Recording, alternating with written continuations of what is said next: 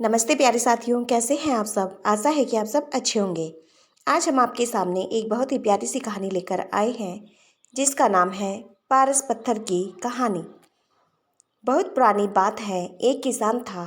उसके पास सैकड़ों एकड़ जमीन थी। किसान बूढ़ा हो चला था। उसका एक लड़का था, उसका नाम सुरेश था।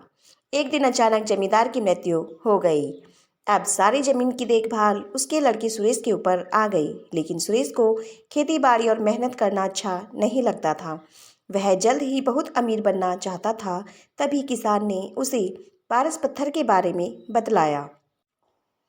पारस पत्थर एक ऐसा पत्थर होता है जिसे किसी भी धातु से स्पर्श करने पर वह धातु सोना बन जाती है।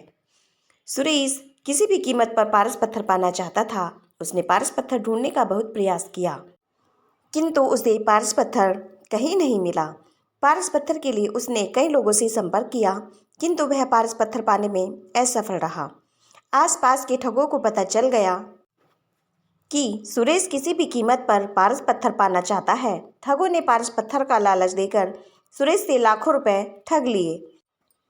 ठगों के बाद सुरेश ढोंगी बाबाओं की जाल में फंस गया। ढोंगी बाबाओं ने भी सुरेश को लालच देकर बहुत सा पैसा ऐंठ लिया। पारस पत्थर के लोभ में सुरेश को बहुत नुकसान हुआ और उसे अपनी कई एकड़ जमीन भी बेचनी पड़ी। सुरेश की पत्नी हमेशा उसे समझाती कि इन सब बातों में मत पड़ो, अपने पास बहुत जमीन है, उसी में खेती करो, मेहनत भी किसी पारस पत्थर से कम नहीं है। किंतु सुरेश को तो पारस पत्थर की ही धुन सवार थी। एक दिन गांव में बहुत पहुंचे हुए संत आए। सभी ने उन्हें अपनी समस्याएं बतलाई। सुरेश भी अपनी पत्नी के साथ उनसे मिलने गया और उन्हें अपनी समस्या बतलाई। संत सुरेश की बातें सुनकर मुस्कुराए और बोले, मैं जैसा कहूँ वैसा ही करना तो तुम्हें पारस पत्थर अवश्य मिलेगा। संत की बात सुनकर सुरेश बहुत खुश हुआ और संत से बोला, कृपया कर मुझे वह तरीका बतलाएं जिससे मुझे पारस पत्थर मिल जाए। संत बोले, तुम्हें केले के पेड़ की पत्तियों के नोक पर जमी सुबह की ओस की बूंदे एक बर्तन में एकत्र करना है और जब तुम 5 लीटर ओस की बूंदे एकत्र कर लोगे तो मैं उसे अभिमंत्रित कर पारस पत्थर में बदल दूंगा। लेकिन याद रहे, ओस की बूंदों में तुम पानी मिलाकर धोखा देने का प्रयास करोगे तो तुम्हारी पूरी मेहनत पर पानी फिर जाएगा और ओस की बूंदे पारस पत्थर नहीं बनेंगी। यह काम बहुत कठिन था। सबसे पहले सुरेश ने अपनी कुछ जमीन पर केले के पेड़ लगाए। केले के पेड़ धीरे धीरे बढ़ रहे थे, किंतु इतने पेड़ों से वह ओस की सिर्फ कुछ ही बूंदे एकत्र कर पा रहा था। उसे लगा, इतने केले के पौधों से 5 लीटर ओस एकत्र करने में तो उसे सालों लग जाएंगे। उसने फिर कुछ केले के पौधे और लगाए। इस तरह करते करते उसने अपनी लगभग पूरी जमीन पर केले के पेड़ लगा लिए।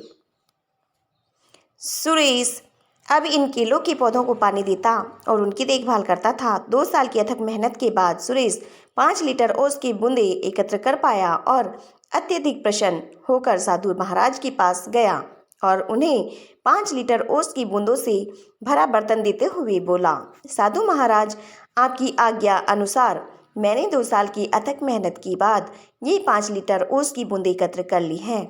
कृपया अब इन्हें पारस पत्थर में बदल दीजिए। साधु महाराज बोले, सुरेश, तुम्हारी मेहनत सराहनीय है। तुम्हें तुम्हारी मेहनत का फल अवश्य मिलेगा। कल जब तुम आओगे तो अपनी पत्नी को भी साथ लाना। सुरेश खुश होकर अपने घर चला गया और पत्नी को सारी बात बतलाई। दूसरे दिन दोनों पति पत्नी जल्दी उठकर नहा धोकर साधु के पास पहुंचे। साधु ने सुरेश को देखकर कहा, सुरेश, मैंने ओस की बूंदों को पारस पत्थर में बदलने के लिए बहुत प्रयास किया, किंतु मैं उन्हें पारस पत्थर में नहीं बदल सका। यह सुनकर सुरेश बहुत उदास हुआ और साधु से बोला, आपके कहे अनुसार मैंने 2 साल अथक मेहनत करके 5 लीटर ओस की बूंदें एकत्र की, किंतु मेरी मेहनत बेकार गई। आपने भी दूसरे लोगों की तरह मुझसे झूठ बोला। सुरेश की बात सुनकर साधु बोले, बेटा, मेहनत कभी भी बेकार नहीं जाती। तुम्हारी पत्नी के हाथ में जो पोटली है उसे खोलो। सुरेश ने अपनी पत्नी के हाथ में रखी पोटली खोली तो देखकर दंग रह गया। उसमें सोने चांदी के आभूषण और कीमती रत्न थे। साधु बोले, सुरेश, ये तुम्हारी मेहनत का फल है जो किसी पारस पत्थर से कम नहीं है। सुरेश ने कहा, यह मेरी मेहनत का फल कैसे हुआ?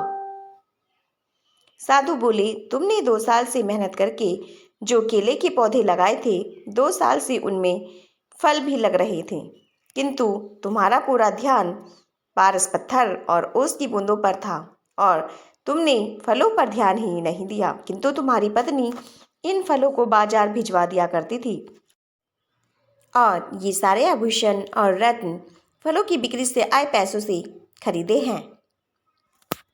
सुरेश ने मुस्कुराते हुए अपनी पत्नी की तरफ देखा और बोला, तुम सही थी जो हमेशा कहती थी कि मेहनत से बड़ा कोई पारस पत्थर नहीं होता। सुरेश साधु की तरफ हाथ जोड़कर बोला, आपने मेरी आंखें खोल दी। अब मैं हमेशा मेहनत करूंगा और पैसा कमाने के लिए कोई शॉर्टकट नहीं अपनाऊंगा। सुरेश अब खूब मेहनत करने लगा और अपनी मेहनत से समाज में खोया रुतबा फिर से प्राप्त कर लिया। शिक्षा, मेहनत से कुछ भी पाया जा सकता है। प्यारे दोस्तों, आज की हमारी यह कहानी आपको कैसी लगी? यदि कहानी अच्छी लगी हो तो प्लीज़ कहानी को लाइक कर दीजिए और चैनल को सब्सक्राइब कर दीजिए। धन्यवाद।